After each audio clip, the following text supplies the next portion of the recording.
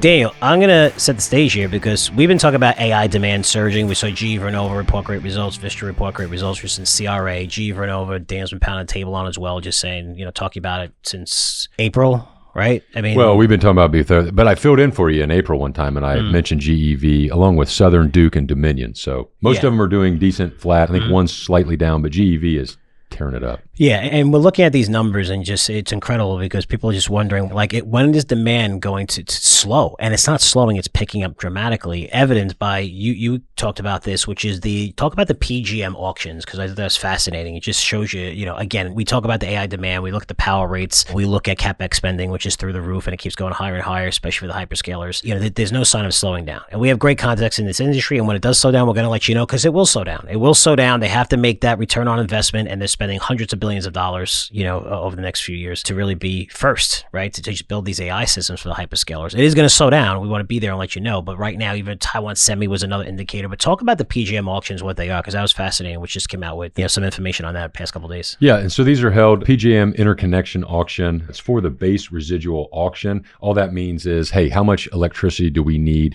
to keep our homes and businesses running during really hot, humid days during the summer and cold nights in the winter? Frank, PJM is the largest U.S. electrical grid operator, serves over 65 million customers, to give you an idea of how big that is.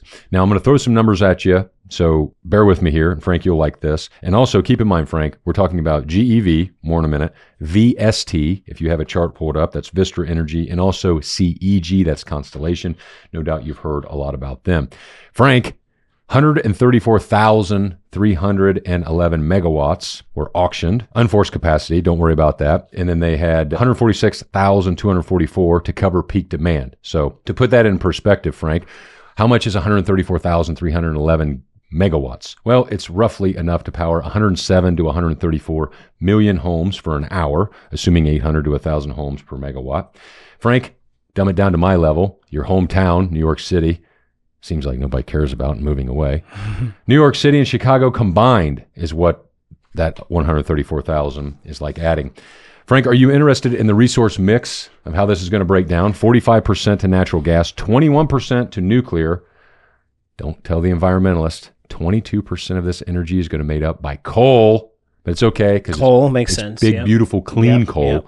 Shouldn't say coal, you should say clean coal now. 4% hydro, 3% wind, 1% solar. Now, quick note here for a moment. One of the reasons we are so bullish on energy, natural gas, oil, etc., is because despite all of, and I have fun with it, and I'm not against it, but despite the hydro, wind, and solar investments, and that's very popular right now because the big beautiful bill, a lot of these credits and tax advantages were pulled out and back in and all this kind of stuff. The takeaway here is we have to have power right now and in the short term.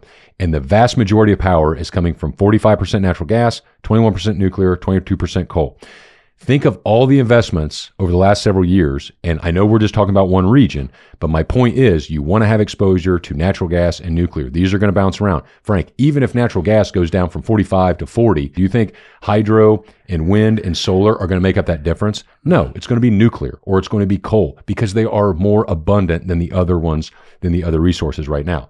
So that's a good breakdown. The takeaway here from just the auction, Frank, is the price per megawatt came in at $329.17. Now that by itself is worthless, but here we provide context and value. Remember, context and environments It's work. true. No, it's good. So last year, we're looking at the auction at $269.92. What do you want to take? That's a 22% increase year over year. Now the total amount spent was $14.7 billion last year, $16.1 billion. That's about 9.5%. Now, the increase of 22% is key takeaway, and the total spending is key takeaway. So remember 22%, remember 9.5%. This is a good segue, or not segue, but just a quick rabbit trail here on just because you hear the price going up that is paid does not mean the price at the end of the consumer is paid up. It's going at the same rate. And what I mean by that is that there's an increase in megawatts at 22%. Frank, some of these suggestions could say that the impact on consumers, because you want to know how this impacts you, well, one, if the cost of electricity is going up, then it's not too hard of a limb or too far of a limb to go out and think us consumers are going to be paying higher. And that will happen.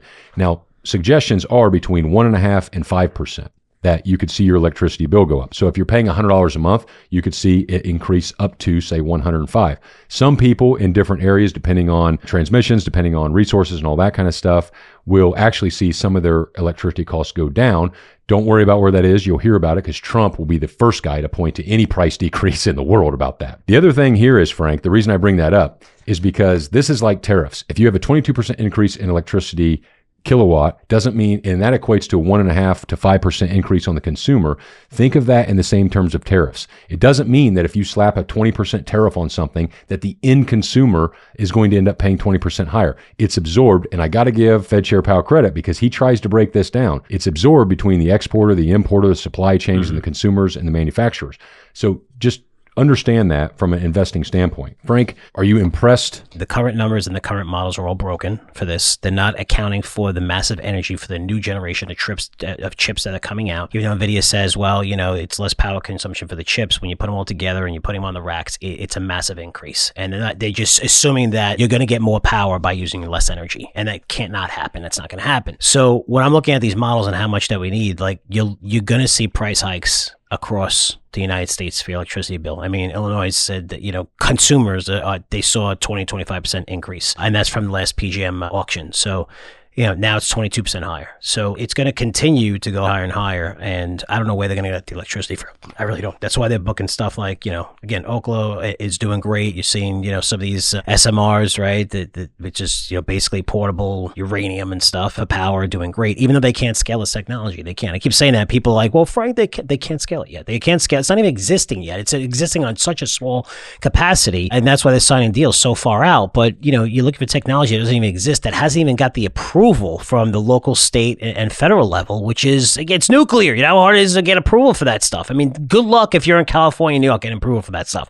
I mean, you knock on the door and they're like, no. They don't even ask you your name. Who do you know? They're like, no, we don't do deals here no matter what. If you want to participate, if you want to, give us a ton of money, we may think about it, or, that's the way it is in some of these states. So it's crazy, but just know electricity prices are going higher. Own power companies, we've been telling you that for at least, I think, for 2 years now. Just own power companies. We have them all over our portfolios. We're doing great. I know you can't see from there, but we have, portfolio, just showing, Vistra and also GEV. And GEV's been on a tear. Obviously, they came out with positive earnings, but Vistra is up a little over 80% in CRA. 80% CRA for the year, it's up 160%. And when you look at GE Vernova is up 277% for the year, right? So, we've been on these names. Hopefully you're doing well on them. Again, sometimes we get stuff wrong, but, we've really been on the energy trend, the AI trend, and hopefully been doing really well on these names. But there's just no sign right now of any demand slowing. And we're not just, look, the gold bugs are going to tell you to recommend gold no matter what for the next 100 years, no matter what conditions they are. We're going to let you know. I mean, Taiwan Semi is the easiest way to know. If you see, declines in Taiwan Semi, they're raising free cash flow guys. They're raising the numbers. Taiwan Semi, that's where most of the chips are produced, and you're going to see it there first before you see NVIDIA even report and say, hey, we saw a slowdown or whatever. But you're not seeing the slowdowns. They all have. Anyone in this industry still has pricing power.